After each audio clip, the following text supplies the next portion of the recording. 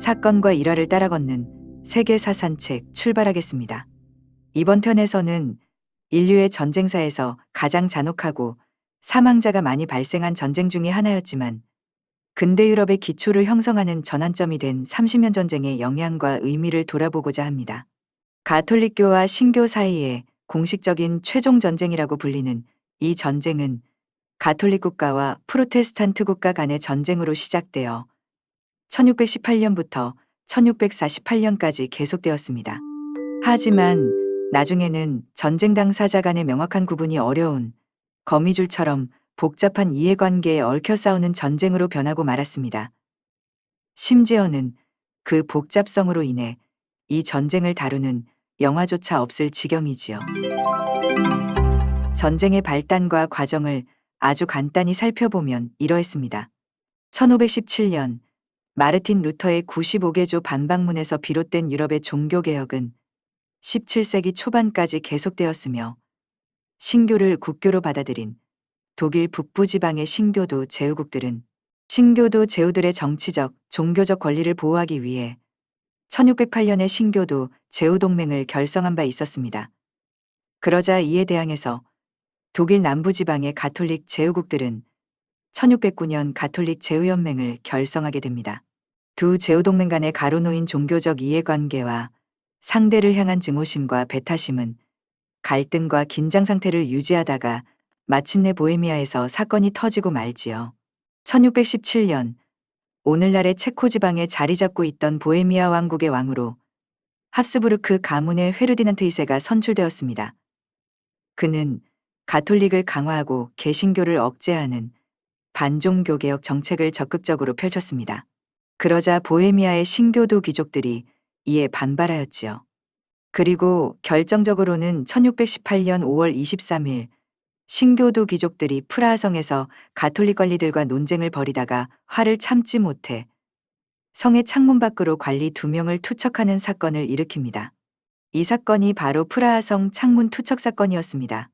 이 사건은 극심한 신교도 탄압을 불러일으켰으며 이는 곧 합스부르크 가문에 반대하는 보헤미아 신교도 귀족들의 반란으로 확대되었으니 이 반란이 바로 보헤미아 반란이었습니다.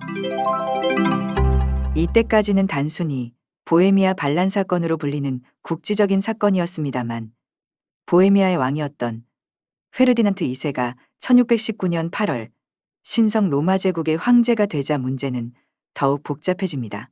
보헤미아의 신교도 귀족들이 그들을 지배하고 있던 합스부르크 가문의 승인이 없이 자신들의 왕으로 프리드리히 5세를 선출하는 일이 일어났기 때문입니다. 이는 단순한 반란이 아닌 선전포고나 같은 것이었지요. 오스트리아는 이 반란의 본격적인 진압에 나서며 이 반란 진압 전투는 곧 30년 전쟁으로 발전하게 됩니다. 물론 처음에는 전쟁이 이 정도로 커질 줄은 누구도 예측하지 않았을 것입니다. 전쟁의 첫 싸움은 1620년 프라 근처에서 벌어진 빌라우라 전투였습니다. 이 전투에서 막강한 전투력을 보유한 오스트리아 황제군은 보헤미아 왕국의 반란군을 쉽게 제압하였지만 이에 그치지 않고 점령 지역 내에서 온갖 잔악행위를 일삼는 것으로 신교도들에 대한 증오심을 표현하였습니다. 이때 오스트리아군이 가한 학살과 파괴 행위가 얼마나 심했는지 이로 인해 보헤미아의 역사와 문화가 단절되는 결과를 초래할 정도였습니다. 폐허가 된 보헤미아 지방은 이후 300년간 합스부르크 왕가의 세습지로 전락하였다가 1차 세계대전이 끝나는 1918년이 되어서야 체코슬로바키아라는 이름으로 겨우 독립하지요. 가톨릭의 관용과 포용 정신을 망각한 오스트리아 황제군의 잔악행위는 곧 신교도 제후동맹의 분노를 불러일으켰습니다. 신교도 국가였지만 가톨릭 제후연맹에 협력하고 있던 작센 제후국이 태도를 바꾸어 신교도 제후동맹에 가담하여 이들과 함께 싸울 정도였으니까요. 한편 같은 합스부르크 가문이었던 스페인은 신성 로마 제국을 지지하며 전쟁에 새롭게 참여하였습니다. 그러자 1625년 잉글랜드 왕국, 네덜란드 공화국 등의 신교도 국가들이 신성 로마 제국에 대항해 전쟁에 참여합니다. 또한 덴마크와 노르웨이가 자신의 영지를 지키기 위해 전쟁에 참여했으며 초전에서 패배한 덴마크를 대신해 스웨덴 왕국의 왕 구스타프 2세가 1630년부터 전쟁에 개입해서 신교도 제후동맹의 편에 섰습니다. 그러나 근대전의 아버지라고 불린 스웨덴의 왕 구스타프가 1632년에 루첸 전투에서 전사한 이후 30년 전쟁의 여러 전장에서는 어느 누구도 명쾌한 승리를 얻지 못하고 지지부진한 상태가 계속됩니다.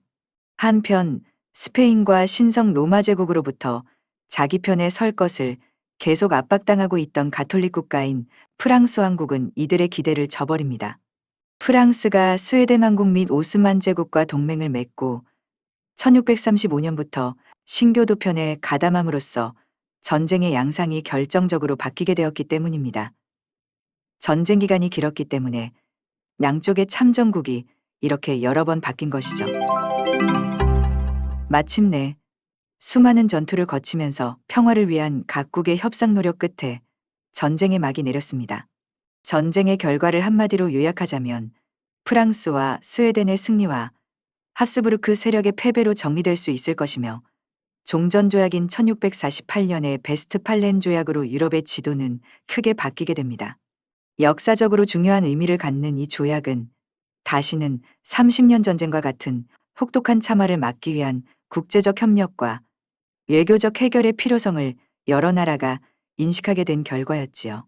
이 조약은 근대적인 외교협상 절차를 통해 체결된 조약으로 주권 개념에 기반을 둔 새로운 국제 질서를 유럽에 세웠다는 평가를 받고 있습니다.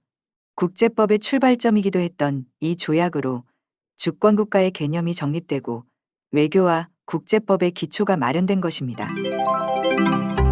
한편 30년 전쟁으로 초래된 유럽의 변화는 근대 유럽의 기초를 형성하는 데 중요한 역할을 하였습니다. 먼저 정치적인 변화입니다. 전쟁을 종식시킨 베스트팔렌 조약은 유럽의 정치 지형을 재편성했으며, 이 조약으로 인해 독일 내 300여 개의 제후국들은 더 큰 자치권을 얻게 되었고, 신성 로마 제국의 권위는 크게 약화되었습니다. 덕분에 여러 나라가 신흥강대국으로 급부상했지요. 역사에서 처음으로 프로이센 왕국이 등장하였으며, 네덜란드와 스위스는 독립을 인정받았습니다.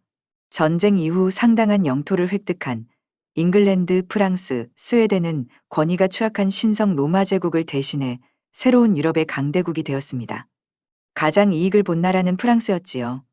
프랑스는 많은 영토를 새롭게 확보하고 유럽에서 가장 강한 군대를 보유하게 되었을 뿐만 아니라 신성 로마 제국의 약화로 더 큰 영향력을 행사하게 되었습니다.